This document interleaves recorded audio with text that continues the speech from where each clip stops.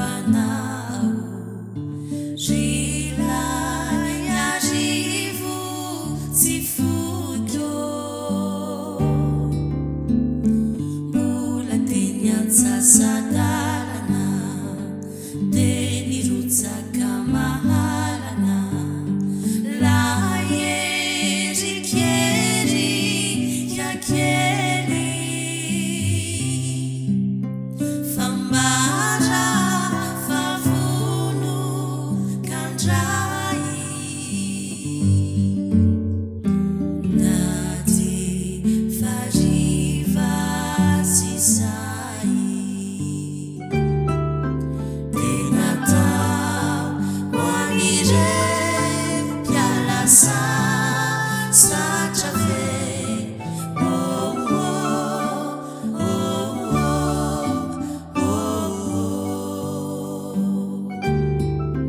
dia natao ho an'ireny olon-dresy kosa ve asanao asanao asanao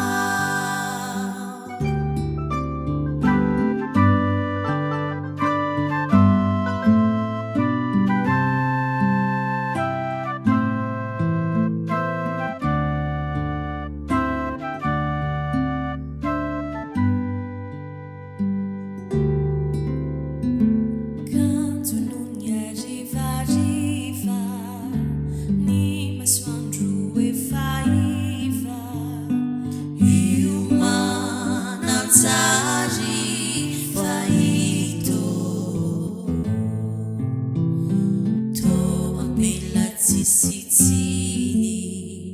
miaingo arivandray vahiny sy miarahaba fatafito alokaloka vonio rivotsoa sy madio mampanadino ny arivo ilay fangina mikio tiana nakafatogo dia natao ho an'ireny mpialasa zatra ve